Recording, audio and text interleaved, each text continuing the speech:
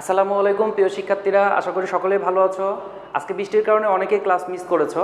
তো আজকের টপিকটা যেহেতু অনেক বেশি গুরুত্বপূর্ণ ছিল, তাই আজকের ক্লাসের একটা সংক্ষিপ্ত রিভিউ আমি তোমাদের দিয়ে দিচ্ছি। নেক্সট ক্লাসে উপস্থিত হওয়ার পূর্বে অবশ্যই ক্লাসটা দেখে বাসায় একটু প্র্যাকটিস করে তারপর তোমরা ক্লাসে উপস্থিত হবা। আমরা আলোচনা করেছিলাম জারণ বিজারণ। এই জারণ বিজারণ আলোচনা করতে গেলে আমাদের মূলত জারণ সংখ্যা কাকে বলে এটা সম্বন্ধে জানতে হয়।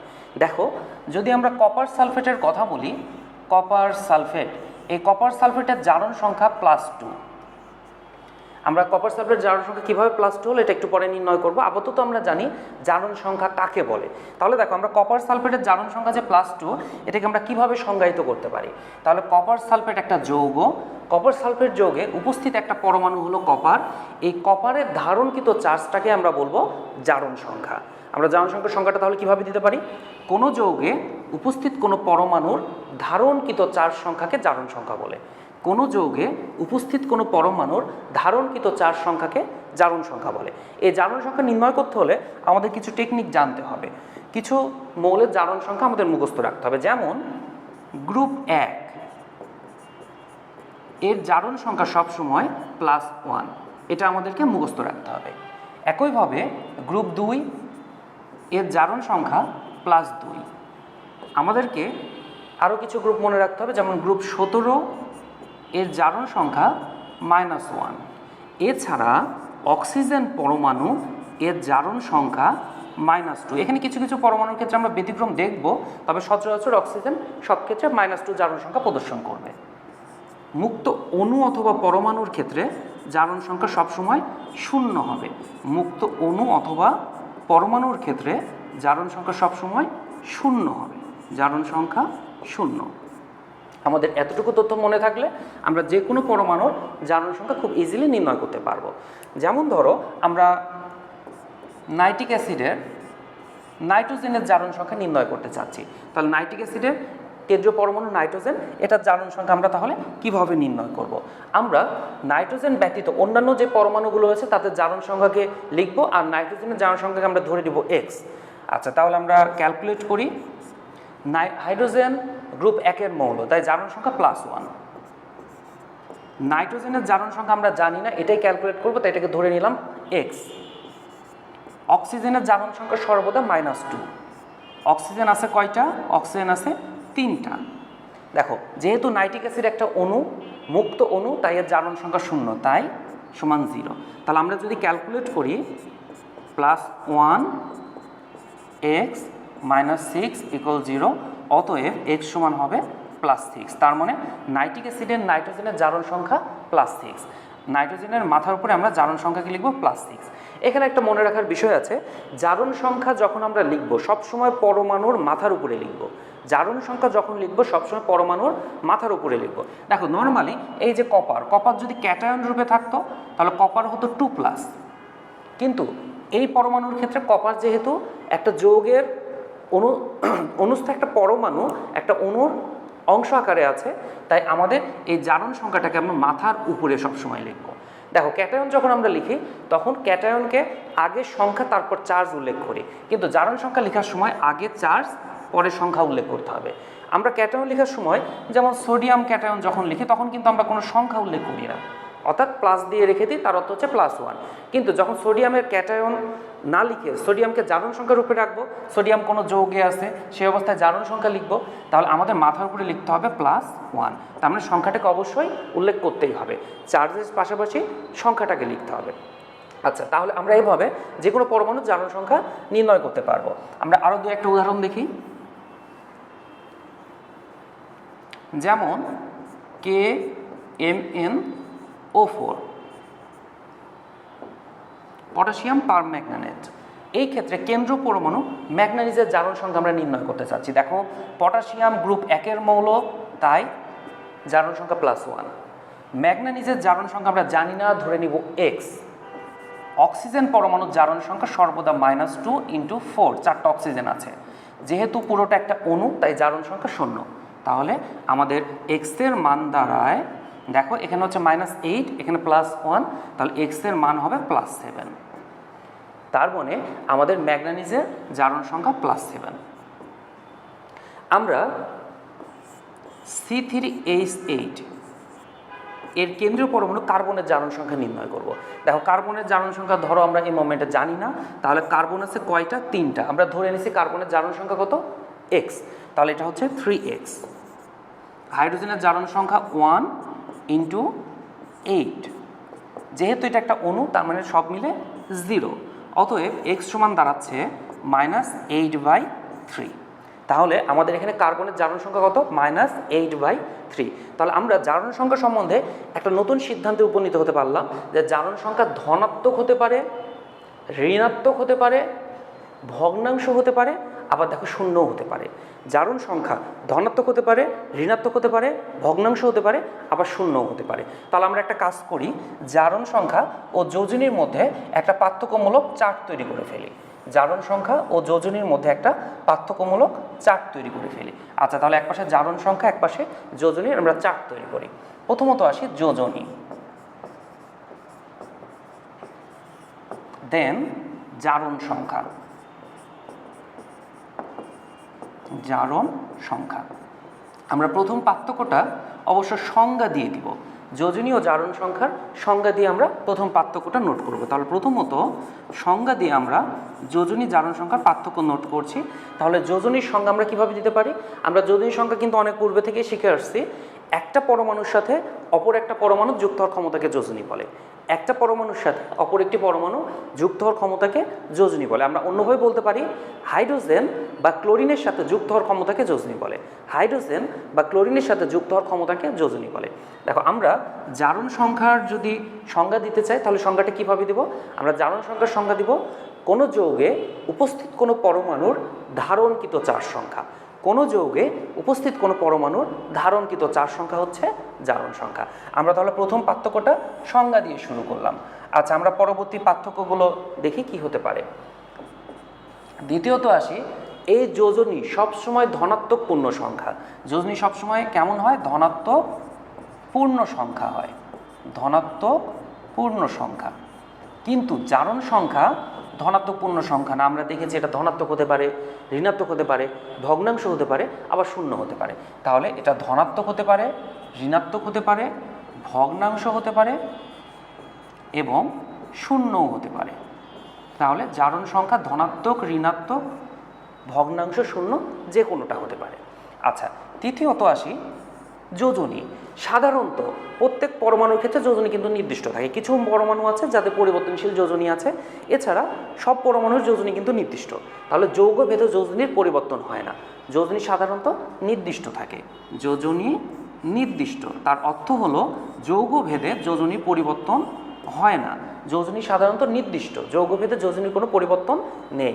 কিন্তু জারণ সংখ্যাটা যৌগভেদে পরিবর্তনশীল। জারণ সংখ্যা পরিবর্তনশীল, পরিবর্তনশীল কারণ আমাদের একটা পরমাণুরই বিভিন্ন যৌগে বিভিন্ন ধরনের জারণ সংখ্যা দেখা যায়। একটা পরমাণুর যৌগভেদে জারণ সংখ্যা কী হবে? পরিবর্তন হবে। তাহলে আমরা মোটামুটি এই মেজর পার্থক্যগুলো মনে রাখবো, এগুলো আমাদের ক্ষয়েও আসতে পারে, এমসিকিউ এর জন্য কিন্তু এই টপিকটা গুরুত্বপূর্ণ। আচ্ছা, আমরা একটু দেখে নিই যে যৌগভেদে যে জারণ সংখ্যা পরিবর্তন হয় সেই পরিবর্তনশীল জারণ সংখ্যাগুলো কেমন হতে পারে। আচ্ছা দেখো, যদি কার্বন পরমাণুর কথা বলি তাহলে জারণ সংখ্যা কিন্তু শূন্য। কার্বন পরমাণু মুক্ত অবস্থায় রয়েছে, তাই এর জারণ সংখ্যা শূন্য। যদি আমি মিথেনের কথা বলি, এই ক্ষেত্রে হাইড্রোজেন যেহেতু +1 তাই কার্বন কিন্তু -4, তাহলে এখানে কার্বনের জারণ সংখ্যা -4। যদি আমি কার্বন টেট্রাক্লোরাইডের কথা বলি CCl4, এই ক্ষেত্রে দেখো ক্লোরিন তীব্রতর ঋণাত্মক পরমাণু, তাই সে মাইনাস, তাই কার্বনটা হয়ে যাবে প্লাস, তার মানে কার্বন হচ্ছে +4। যদি C2H6 এর কথা বলি, এই ক্ষেত্রে হাইড্রোজেন যেহেতু প্লাস তাহলে কার্বনটা হবে -3। যদি C2H4 এর কথা বলি, এই ক্ষেত্রে হাইড্রোজেনটা যেহেতু প্লাস তাহলে কার্বনটা হয়ে যাবে মাইনাস, তার মানে -2। যদি অ্যাসিটিলিন বা C2H2 এর কথা বলি, তাহলে এই ক্ষেত্রে দেখো হাইড্রোজেন যেহেতু প্লাস কার্বনটা হচ্ছে মাইনাস, তাহলে কত? -1। দেখো আমরা এই যে কার্বনের ক্ষেত্রে দেখলাম কার্বনের যোজ্যতা +4 থেকে -4 এর মধ্যে যে কোনো সংখ্যা হতে পারে। কার্বনের যোজ্যতা +4 থেকে -4 এর মধ্যে যে কোনো সংখ্যা হতে পারে। যেমন এই যে C3H8 এসে দেখলাম কার্বনের যোজ্যতা কেমন হয়েছে? ভগ্নাংশ হয়েছে, -8/3। তাহলে দেখো এই ভগ্নাংশ মানটা কিন্তু +4 থেকে -4 মধ্যে। তাহলে আমরা একটা বিষয় মনে রাখবো, যোজ্যতা সবসময় যোজনীর ধনাত্মক ঋণাত্মক মানের মধ্যেই থাকবে। তাহলে যোজ্যতা সবসময় কী হবে, যেটা যোজনী তার ধনাত্মক ঋণাত্মক মানের মাঝে যতগুলো মান আছে তার মাঝেই থাকবে, এর বেশি সম্ভব নয়। আমরা আরও কিছু উদাহরণ দেখি।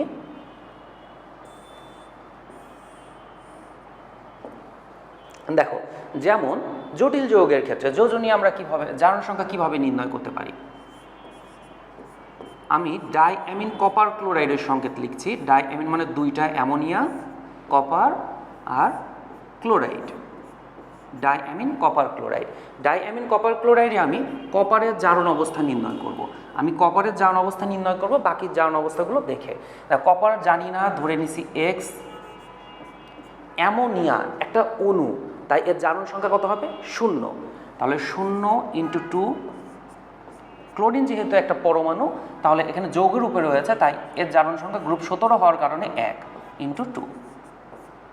পুরোটা মিলে যেহেতু একটা অণু, তাই জারণ সংখ্যা 0। দেখো এখানে যেহেতু অ্যামোনিয়া যৌগের মাঝে ছিল, কিন্তু তারপরেও সে কি একটা নিজে অনুরূপে ছিল বা যৌগরূপে ছিল, তাই তাকে আমরা 0 ধরে নিয়েছি। তাহলে দেখো এখানে x সমান +2। তাহলে এখানে কপারের জারণ সংখ্যা কত, +2। আমরা যদি এই যৌগটার সালফারের জারণ সংখ্যা দেখতে চাই, HSO4-, তাহলে সালফারের জারণ সংখ্যা কত দেখো। সালফারের ক্ষেত্রে জারণ সংখ্যা কিন্তু সর্বোচ্চ 6 হতে পারে, +6 থেকে -6 এর মধ্যে যে কোনো সংখ্যা হতে পারে, কারণ আমরা কিছুক্ষণ আগেই বললাম জারণ সংখ্যা যোজনীর ধনাত্মক ঋণাত্মক মানের মাঝে যে কোনো একটা হবে। আচ্ছা, তাহলে হাইড্রোজেন কত, +1। সালফার জানি না, ধরে নিয়েছি x। অক্সিজেন কত, -2। কয়টা আছে, 4টা। দেখো এই অণু কিন্তু আর অনুরূপে নাই, অনুরূপে কি আছে, চার্জ আছে, তার মানে সে এবার কিন্তু আয়ন হয়ে গিয়েছে, যার কারণে আমরা কিন্তু সমান 0 আর লিখতে পারছি না, কারণ আমাদের টোটাল অণুটার উপরে একটা চার্জ আছে, চার্জটা কত, -1, তাই আমাদের সমান -1 হবে। তাহলে আমরা যেন এই সকল ছোটোখাটো বিষয়গুলো ভুল না করি। দেখো তাহলে এই ক্ষেত্রে +1 + x -8 -1, অতএব x সমান +6। তাহলে আমাদের সালফারের জারণ সংখ্যা কিন্তু এই অবস্থাতেও +6। আমাদের কিছু কিছু যৌগ আছে যাদের ক্ষেত্রে একটু ঝামেলা হয়, বা কিছু কিছু যৌগের ক্ষেত্রে ব্যতিক্রম আছে। যেমন ধরো অক্সিজেনের ক্ষেত্রেই কিছু কিছু জায়গাতে আমাদের দেখা যায় জারণ সংখ্যা পরিবর্তন হচ্ছে, সব জায়গাতে না, শুধু আমাদের সুপার অক্সাইড, পার অক্সাইড এরকম কিছু ক্ষেত্রে। যেমন পটাশিয়ামের সাথে অক্সিজেন নর্মালি পটাশিয়াম অক্সাইড গঠন করে, এটাকে বলা হয় পটাশিয়ামের সাধারণ অক্সাইড, কারণ এখানে পটাশিয়ামের যোজনী আর অক্সিজেনের যোজনী সাধারণ অবস্থায় ব্যবহার হয়েছে। অক্সিজেন সাধারণ যোজ্যতা ব্যবহার করেছে, তাই এটার নাম সাধারণ অক্সাইড। এই ক্ষেত্রে অক্সিজেনের জারণ অবস্থা -2, কিন্তু যদি পটাশিয়াম পার অক্সাইড গঠন করে, তাহলে এই ক্ষেত্রে কিন্তু অক্সিজেনের জারণ অবস্থা -1। আর যদি পটাশিয়াম সুপার অক্সাইড গঠন করে, সুপার অক্সাইডের ক্ষেত্রে এর জারণ অবস্থা -1/2। দেখো তাহলে আমাদের অক্সিজেনের জারণ অবস্থা শুধু এই দুই ক্ষেত্রেই পরিবর্তন হবে, অর্থাৎ পার অক্সাইড এবং সুপার অক্সাইডের ক্ষেত্রে পরিবর্তন হবে। এছাড়া কিন্তু অক্সিজেনের জারণ অবস্থা তেমনভাবে পরিবর্তন হয় না। অধিকাংশ যৌগগুলোতেই বা সব যৌগগুলোতেই -2ই থাকবে। আমাদের আরও কিছু ব্যতিক্রম রয়েছে, এই ব্যতিক্রম দুইটা পরীক্ষায় আমাদের অনেক বেশিবার আসছে। যেমন দেখো CaOCl2 মানে ব্লিচিং পাউডার, এই ক্ষেত্রে বলেছে ক্লোরিনের জারণ অবস্থা কত। আচ্ছা, ক্লোরিনের জারণ অবস্থা আমরা নর্মালি আগে একটু নির্ণয় করে দেখি যে কত হয়। দেখো আমরা যদি ক্যালসিয়ামকে যেহেতু গ্রুপ 2 +2 ধরি, অক্সিজেনকে ধরলাম -2, তাহলে দেখো আমার অবশ্যই ক্লোরিনের জারণ অবস্থা কত হচ্ছে, 0 হয়ে যাচ্ছে, কারণ এখানে 2x যদি ধরি তাহলে দেখো আমার টোটাল অণু 0, তাহলে x এর মান কিন্তু 0 হচ্ছে। কিন্তু বাস্তবে কিন্তু এখানে ক্লোরিনের জারণ অবস্থা 0 না। এই ধরনের যৌগগুলোর ক্ষেত্রে আমাদের গাঠনিক সংকেত দেখে কিন্তু এদের জারণ অবস্থা আইডেন্টিফাই করতে হয়। দেখো অ্যাকচুয়াল ক্লোরিনের গঠনটা ক্যালসিয়াম, অক্সিজেন, ক্লোরিন, এই পাশে একটা ক্লোরিন। দেখো এই ক্ষেত্রে আমাদের কার জারণ অবস্থা কত, আমাদের ক্যালসিয়াম +2, অক্সিজেন -2, অক্সিজেনের পাশের যেটা রয়েছে তার জারণ অবস্থা হবে +1, আর এই ক্যালসিয়ামের পাশে যে রয়েছে সেটা হবে -1। তার মানে আমাদের কিন্তু এখানে ক্লোরিনের জারণ অবস্থা দুইটা, +1 এবং -1। তাহলে এই ক্ষেত্রে ক্লোরিনের জারণ অবস্থা আমি পেয়েছি একটা -1, আরেকটা ক্লোরিনের পেয়েছি +1। তাহলে ক্লোরিনের জারণ অবস্থা কিন্তু এই ক্ষেত্রে ব্যতিক্রম, একটা +1 একটা -1। আমাদের আরও কিছু পরমাণু রয়েছে বা আরও কিছু যৌগ রয়েছে যাদের ক্ষেত্রে এরকম ব্যতিক্রম দেখা যায়, যেমন পারমোনোক্লোর সালফিউরিক অ্যাসিড। এই ক্ষেত্রে সালফারের জারণ অবস্থা কত? আচ্ছা, সালফারের জারণ অবস্থা যদি আমরা নর্মালি বের করতে চাই তাহলে দেখো, হাইড্রোজেন গ্রুপ 1-এর মৌল +1 × 2 সালফার X, অক্সিজেন -2 × 5, টোটাল 0। দেখো এই ক্ষেত্রে এক্সের মান দাঁড়াবে +8। কিন্তু সমস্যা হলো, আমরা কিছুক্ষণ আগেই শুনলাম যে সালফারের যোজনী যেহেতু 6, তার মানে সালফারের জারণ অবস্থা +6 থেকে -6-এর মাঝে হবে। তার মানে অবশ্যই কি এটা ভুল, এটা সঠিক না। তাহলে সঠিকটা কি? সঠিকটা আসলে আমাদের গাঠনিক সংকেত দেখে আইডেন্টিফাই করতে হবে। দেখো গাঠনিক সংকেতটা দেখি, আমাদের কেন্দ্রীয় পরমাণু সালফার, আমাদের দুইটা অক্সিজেনের সাথে সালফার বন্ডিং করেছে, এক পাশে একটা অক্সিজেন, তার সাথে আরেকটা অক্সিজেন এখানে পার অক্সাইড যৌগরূপে আছে। এই হচ্ছে আমাদের পারমাণু সালফুরিক অ্যাসিডের সংকেত। এই ক্ষেত্রে দেখো আমাদের যে অক্সিজেনগুলো পার অবস্থায় রয়েছে সেই ক্ষেত্রে কিন্তু তাদের জারণ অবস্থা 1, মানে এইটা জারণ অবস্থা -1, এই অক্সিজেনের জারণ অবস্থা -1। আর বাকি অক্সিজেনগুলো কিন্তু আমাদের নর্মাল সমযোজী বন্ডিং করেছে, সেই ক্ষেত্রে আমাদের জারণ অবস্থা কিন্তু -2। তাহলে এই অক্সিজেনের -2, এই অক্সিজেন -2, এটা -2। আচ্ছা, হাইড্রোজেনগুলো তাহলে কত ছিল? হাইড্রোজেন +1, এই হাইড্রোজেনও +1। তাহলে দেখো আমাদের টোটাল 3টা অক্সিজেনের 3 × -2 অর্থাৎ -6, এই দুইটা যোগ করলে হচ্ছে -8।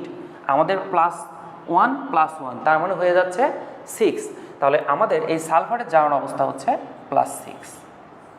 তাহলে আমাদের গাঠনিক সংকেত ছাড়া কিন্তু এই টাইপের যৌগগুলোর জারণ অবস্থা নির্ণয় করা যাবে না, এদের ক্ষেত্রে গাঠনিক সংকেত লাগবে। তাহলে মনে রাখবা, আমাদের এই দুইটা উদাহরণ এর ক্ষেত্রেই কিন্তু জটিলতা রয়েছে, বাকিগুলোর ক্ষেত্রে সাধারণত নাই, কিছু ব্যতিক্রম আছে। আমি ক্লাসে এগুলো প্র্যাকটিস করেছি, তোমরা অন্যের খাতা দেখে একটু এটা তুলে নিবা। আমরা এখন আলোচনা করব কিভাবে যৌগের ক্ষেত্রে জারণ বিজারণ নির্ণয় করা যায়। তাহলে জারণ বিজারণ নির্ণয় করার যে সনাতন তত্ত্ব ছিল, সেই সনাতন তত্ত্ব অনুসারে কোনো যৌগ বা কোনো পরমাণু যদি অক্সিজেন বা তীব্রতর ঋণাত্মক পরমাণুর সাথে যুক্ত হয়, সেই ঘটনার নাম জারণ। তাহলে জারণটা কি? অক্সিজেন বা তীব্রতর ঋণাত্মক পরমাণুর সাথে যুক্ত হলে সেই ঘটনার নাম হচ্ছে জারণ। যেমন ধরো এই সোডিয়াম অক্সিজেনের সাথে যুক্ত হয়েছে, যুক্ত হয়ে তৈরি করেছে সোডিয়াম অক্সাইড। তাহলে এখানে সোডিয়ামের কি ঘটেছে? সোডিয়ামের ঘটেছে জারণ, কারণ অক্সিজেন বা তীব্রতর ঋণাত্মক পরমাণুর সাথে যুক্ত হলে সেই ঘটনাকে বলা হয় জারণ। তাহলে এখানে সোডিয়ামের ঘটেছে জারণ। আর বিজারণের সংজ্ঞাটা ছিল হাইড্রোজেন বা তীব্রতড়িৎ ধনাত্মক পরমাণুর সাথে যুক্ত হলে তার নাম হচ্ছে বিজারণ। হাইড্রোজেন বা তীব্রতড়িৎ ধনাত্মক পরমাণুর সাথে যুক্ত হলে তার নাম হচ্ছে বিজারণ। যেমন ধরো নাইট্রোজেন পরমাণুটা হাইড্রোজেনের সাথে যুক্ত হয়েছে, এটা অবশ্য উভমুখী বিক্রিয়া, এই ক্ষেত্রে অ্যামোনিয়া উৎপন্ন হয়। দেখো এই ক্ষেত্রে যেহেতু আমাদের নাইট্রোজেন পরমাণুটা তীব্রতড়িৎ ধনাত্মক পরমাণু হাইড্রোজেনের সাথে যুক্ত হয়েছে, তাই তার ঘটেছে বিজারণ। নাইট্রোজেনের ঘটেছে বিজারণ। এই ছিল আমাদের সনাতন তত্ত্ব বা পুরাতন তত্ত্ব। তবে আমাদের আধুনিক তত্ত্বটা আসলে ইলেকট্রনীয় তত্ত্ব। আমরা এই তত্ত্বকে বলে থাকি জারণ বিজারণের ইলেকট্রনীয় মতবাদ। এই মতবাদে আমরা মূলত ইলেকট্রন পরিবর্তন হয়েছে কিনা বা কে ইলেকট্রন গ্রহণ করেছে, কে ইলেকট্রন দান করেছে, তার উপর ভিত্তি করে জারণ বিজারণের সংজ্ঞা দিব। তা তোমরা মনে রাখবা, জারণ শব্দের অর্থ হলো সারণ। সারণ মনে ত্যাগ করা। তাহলে জারণ সারণ এই শব্দটা আমাদেরকে মনে রাখতে হবে। জারণ সারণ, কিসের সারণ? ইলেকট্রনের সারণ। তাহলে জারণই কি হয়? ইলেকট্রনের সারণ হয় বা ইলেকট্রনের ত্যাগ ঘটে। তাহলে বিজারণ উল্টা কথা, ইলেকট্রনের গ্রহণ ঘটে। তাহলে আমি আবার বলছি, জারণ শব্দের অর্থ হচ্ছে সারণ, তার মানে জারণে ইলেকট্রনের সারণ ঘটে আর বিজারণে ইলেকট্রনের গ্রহণ ঘটে। দেখো, যদি সোডিয়াম পরমাণু ক্লোরিন পরমাণুর সাথে যুক্ত হয়ে সোডিয়াম ক্লোরাইড গঠন করে, এই ক্ষেত্রে আমরা সমতাকরণ করলাম না, সোডিয়াম ক্লোরাইড গঠন করে, তাহলে আমাদের কোনটা জারণ ঘটছে, কোনটা বিজারণ ঘটছে? এই সোডিয়াম মুক্ত অণু, তাই 4 শূন্য, এই ক্লোরিন মুক্ত অণু 4 শূন্য। এবার আসি সোডিয়াম ক্লোরাইডে। যেহেতু সোডিয়াম গ্রুপ 1 মৌল, জারণ সংখ্যা +1, ক্লোরিন গ্রুপ 17 মৌল, তাই জারণ সংখ্যা -1। দেখো এই ক্ষেত্রে আমাদের সোডিয়াম পরমাণু 0 থেকে +1 হয়ে গেছে, তার মানে ক্যাটায়নে পরিণত হয়েছে। ক্যাটায়নে পরিণত কখন হয়? যখন ইলেকট্রনের ত্যাগ ঘটে তখন হয়। তাহলে সোডিয়াম পরমাণু কি করেছে? ইলেকট্রন ত্যাগ করেছে। যেহেতু সে ইলেকট্রন ত্যাগ করেছে তার মানে এই ঘটনার নাম হচ্ছে জারণ। তাহলে সোডিয়ামের ঘটেছে জারণ। এবার আমরা আসি ক্লোরিন পরমাণুর ক্ষেত্রে। দেখো ক্লোরিন পরমাণুটা কি করেছে? 0 থেকে -1 হয়েছে। মাইনাস বাড়ে কখন? যখন ইলেকট্রন গ্রহণ করা হয় তখন। তাহলে এই ক্লোরিন পরমাণুটা ইলেকট্রন গ্রহণ করেছে, আর অর্থ হলো তার ঘটেছে বিজারণ। বিজারণ। এই হলো সোডিয়াম ক্লোরাইডের জারণ বিজারণ। তাহলে সোডিয়াম ক্লোরাইডের উৎপাদনটা কিন্তু একটা জারণ বিজারণ বিক্রিয়া। আমরা আরও 2-1টা উদাহরণ দেখি। দেখো FeCl2 এর সাথে ক্লোরিন যোগ করলাম, যোগ করে FeCl3। FeCl3। আচ্ছা, কোনটার ক্ষেত্রে জারণ অবস্থা কত এটা আমরা একটু নির্ণয় করে নিই। যেহেতু ক্লোরিন গ্রুপ 17 তার মানে -1, এখানে যেহেতু 2টা ক্লোরিন আছে তার মানে আয়রন হয়ে গেছে +2, আর এই ক্লোরিন মুক্ত অনুরূপে রয়েছে তাই এটা 0। এই ক্লোরিন গ্রুপ 17 মৌল -1, তাহলে এখানে 3টা ক্লোরিন রয়েছে তাই আয়রন হলো +3। এই ক্ষেত্রে দেখো আয়রন +2 থেকে +3 হয়েছে, তার মানে আয়রন ইলেকট্রন ত্যাগ করেছে তাই আয়রনের ঘটেছে জারণ, আর ক্লোরিন 0 থেকে -1 ঘটেছে তাই ক্লোরিনের ঘটেছে বিজারণ। আর এই ক্লোরিনটা কিন্তু জারণ বিজারণ কিছুই ঘটায়নি। এই ক্লোরিনটা দেখো -1 ছিল, এখানেও -1, তাহলে সে কি জারণ বিজারণ ঘটিয়েছে? ঘটেনি। দেখো কোনো ফুটবল খেলার মাঠে 22 জন খেলোয়াড় থাকে, আর গ্যালারিতে যারা থাকে তারা কিন্তু খেলার স্থানেই আছে, কিন্তু তারা কি খেলাধুলা করে? খেলাধুলা করে না। এই ক্লোরিনটাও তেমন। তাহলে গ্যালারিতে যারা থাকে তারা কি? তারা হচ্ছে দর্শক। তাহলে এই ক্লোরিন আয়নটা কি আয়ন? এ হচ্ছে দর্শক আয়ন। তার মানে সে নিজে খেলাধুলায় অংশগ্রহণ করেনি, কিন্তু খেলার স্থলে ছিল। তাহলে এই ক্লোরিন আয়নটা নিজের জারণ বিজারণ ঘটায়নি, কিন্তু সে জারণ বিজারণ বিক্রিয়ার মাঝে ছিল বা রাসায়নিক বিক্রিয়ার মাঝে ছিল। তাহলে আমরা মোটামুটি জারণ বিজারণ কিভাবে হয় বা জারণ বিজারণ কাকে বলে এই পর্যন্ত নেক্সট ক্লাসে প্রিপারেশন নিয়ে আসবো। নেক্সট ক্লাসে আমরা পরবর্তী টপিকসগুলো আলোচনা করব। আর তোমরা অবশ্যই অন্যের খাতা দেখে আরও অতিরিক্ত যে উদাহরণগুলো রয়েছে সেই উদাহরণগুলো তুলে নিবা। তাহলে আজকের মতো এ পর্যন্তই। আল্লাহ হাফেজ।